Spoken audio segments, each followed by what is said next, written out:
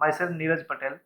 इस video lecture में हम आइसोमेट्रिक व्यू ड्रॉ करना सीखेंगे। तो डेटा में हमें यहाँ एक ऑब्जेक्ट का फ्रंट व्यू और टॉप व्यू दिया गया है। तो इस ऑब्जेक्ट का हमें आइसोमेट्रिक व्यू कंस्ट्रक्ट करना है।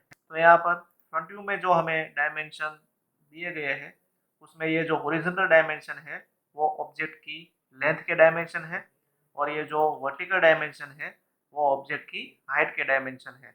और टॉप व्यू में यहाँ पर ये जो डायमेंशन हमें दिया गया है वो ऑब्जेक्ट की विड्थ का डायमेंशन है। तो ऑब्जेक्ट की लेंथ और ऑब्जेक्ट की विड्थ को 30 डिग्री के एंगल पर ड्रॉ किया जाता है, और ऑब्जेक्ट की हाइट को 90 डिग्री के एंगल पर ड्रॉ किया जाता है। तो सबसे पहले हम फ्रंट व्यू को 30 डिग्री एंगल पर ड्रॉ करके इस प्रॉब्लम की शुरुआत करेंगे। तो सबसे पहले हम ऑब्जेक्ट को ड्रॉ करने की शुरुआत इस पॉइंट से करेंगे। तो यहाँ से ये जो हॉरिजॉन्टल लेंथ है वो है 20 मिलीमीटर, और इस लेंथ को हम 30 डिग्री के एंगल पर ड्रॉ करेंगे।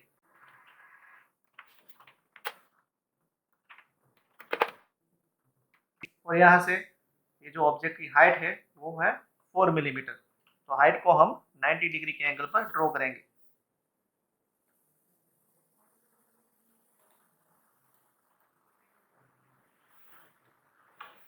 और यहाँ से ये जो लेंथ है वो है 60 मिलीमीटर। तो लेंथ को हम 30 डिग्री के एंगल पर ड्रॉ करेंगे।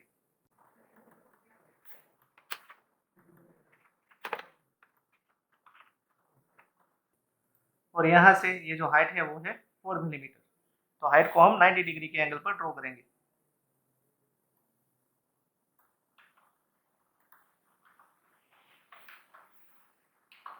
और यहाँ से अगेन ये जो लेंथ है वो है 20 मिलीमीटर, जिसे हम 30 डिग्री के एंगल पर ड्रॉ करेंगे।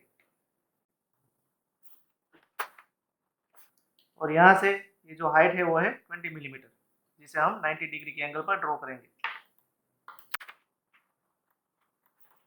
और यहाँ से ये जो लेंथ है वो है 20 मिलीमीटर।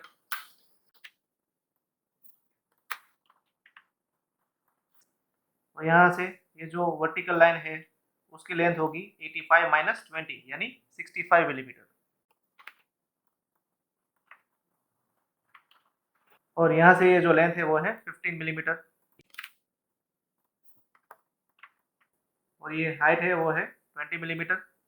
यहाँ पर आपको याद रखना है कि जो लेंथ का डायमेंशन होता है उसे 30 डिग्री के एंगल पर ड्रॉ किया जाता है, और जो हाइट का डायमेंशन है उसे हम 90 डिग्री के एंगल पर ड्रॉ करेंगे। और इस पॉइंट से ये जो लेंथ है वो है 30 मिलीमीटर।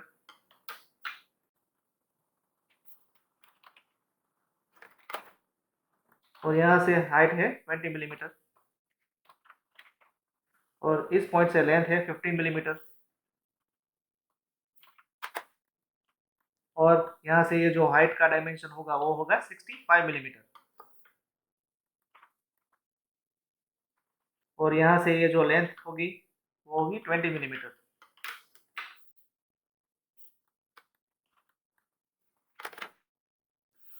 और ये जो हाइट है वो होगी 20 मिलीमीटर। तो फाइनली हमने जिस पॉइंट से ऑब्जेक्ट की शुरुआत की थी वहां पर हमारी फाइनल लाइन टच हो गई। तो यहाँ पर हमने सर्कल के सिवाय फ्रंट व्यू में जो लेंथ और हाइट के डायमेंशन है उसे 30 डिग्री 90 डिग्री एंगल पर कन्वर्ट कर दिया है। अब हम यहाँ पर ये जितने भी ओपन एंडेड पॉइंट है उस पॉइंट में से हम 30 डिग्री के एंगल पर, यहाँ पर जो विड्थ है वो है 50 मिलीमीटर। तो इन सभी ओपन एंडेड पॉइंट में से 30 डिग्री के एंगल पर 50 मिलीमीटर लंबी लाइन ड्रॉ करेंगे। यहाँ पर हमने ये जो लेंथ की लाइन है वो लेफ्ट से राइट साइड की और स्लांट होती हुई ड्रॉ की है। तो जो विड्थ की लाइन होगी वो राइट से लेफ्ट साइड की ओर स्लांट होती हुई हमें ड्रॉ करनी पड़ेगी। तो इन सभी पॉइंट में से हम इस तरह से 30 डिग्री के एंगल पर 50 लेंथ की 30 डिग्री के एंगल पर लाइन ड्रॉ करेंगे।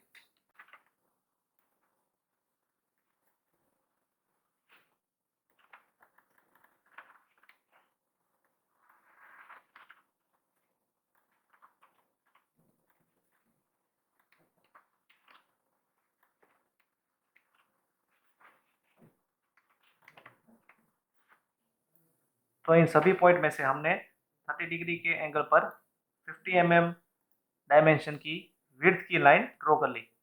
अब हम यहाँ पर ये जितने भी ओपन एंडेड पॉइंट है उन सभी पॉइंट को एक दूसरे के साथ जोड़ लेंगे।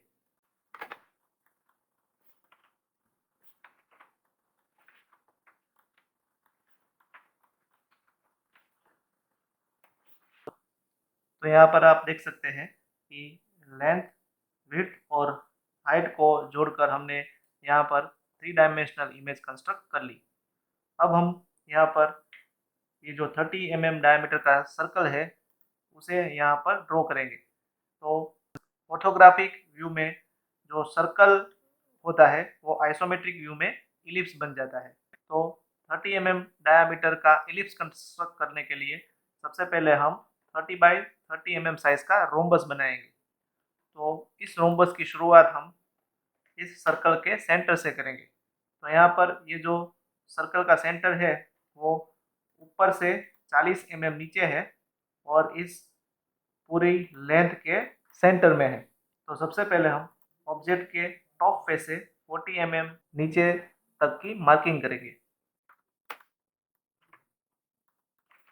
और इस पॉइंट में से हम एक 30 डिग्री के एंगल पर सेंटर लाइन ड्रॉ करेंगे। और ये जो सर्कल है वो पूरी लेंथ के बीच में है। तो यहाँ पर ये जो लेंथ है वो 30 मिलीमीटर है, तो उसका मिड पॉइंट रहेगा 15 मिलीमीटर।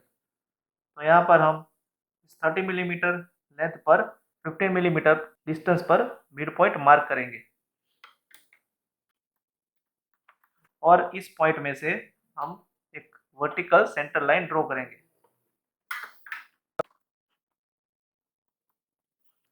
तो इस सेंटर को कंसीडर करके हम अब 30 बाई 30 mm साइज का रोम्बस बनाएंगे। तो इस मिड पॉइंट से हम राइट साइड की ओर 15 mm और लेफ्ट साइड की ओर 15 mm मार्किंग करेंगे और सेम वे हम इस मिड पॉइंट से ऊपर की दिशा में 15 mm और नीचे की दिशा में 15 mm की मार्किंग करेंगे।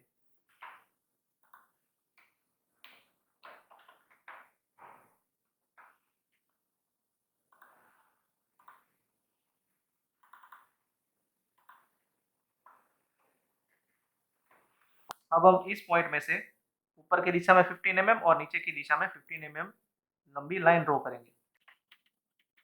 सेम वे हम इस पॉइंट में से भी ऊपर की दिशा में 15 और नीचे की दिशा में 15 mm डायमेंशन रख के एक वर्टिकल लाइन ड्रॉ करेंगे और इन दोनों लाइन को हम 30 डिग्री की लाइन से जोड़ लेंगे।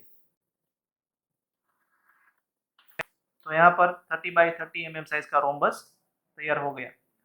तो ये रोम्बस है, मैंने रेड पेन से ड्रॉ किया है। तो इस रोम्बस को आपको पेंसिल से लाइट रखना है।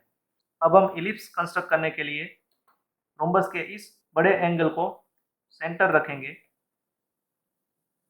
और इस कॉर्नर से ऑपोजिट साइड के मिड पॉइंट जितनी रेडियस लेंगे और एक आर्क ड्रॉ कर लेंगे।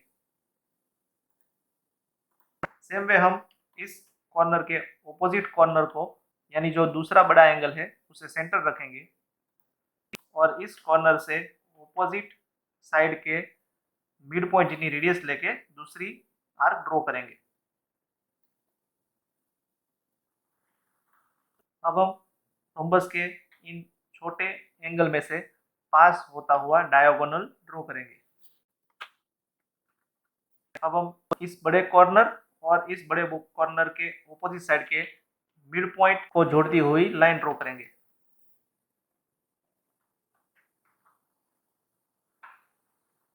तो ये लाइन इस डायगोनल लाइन को जहां मिलेगी वो होगा हमारी तीसरी आर्क का सेंटर। इस पॉइंट को हम सेंटर रखेंगे और यहाँ पर आर्क जितनी रेडियस लेंगे और तीसरी आर्क ड्रॉ कर लेंगे और फाइनल आर्क ड्रॉ करने के लिए ये कॉर्नर और इस कॉर्नर के ऑपोजिट साइड के मिड पॉइंट को हम जोड़ लेंगे।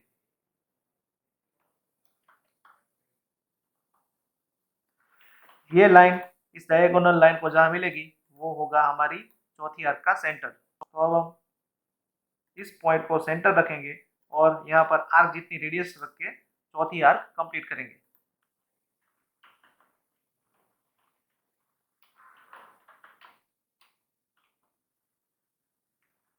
तो इसी के साथ ही ऑब्जेक्ट का आइसोमेट्रिक व्यू हमने कंस्ट्रक्ट कर लिया। फाइनली अब हम इस ऑब्जेक्ट में डायमेंशन देंगे। तो यहाँ पर डेटा में हमें जहाँ पर जो डायमेंशन दिया गया है उसी तरह से हम आइसोमेट्रिक व्यू में भी डायमेंशन देंगे। तो इसी के साथ ही आइसोमेट्रिक व्यू का ये प्रॉब्लम यहाँ कंप्लीट हो गया। Thank you very much.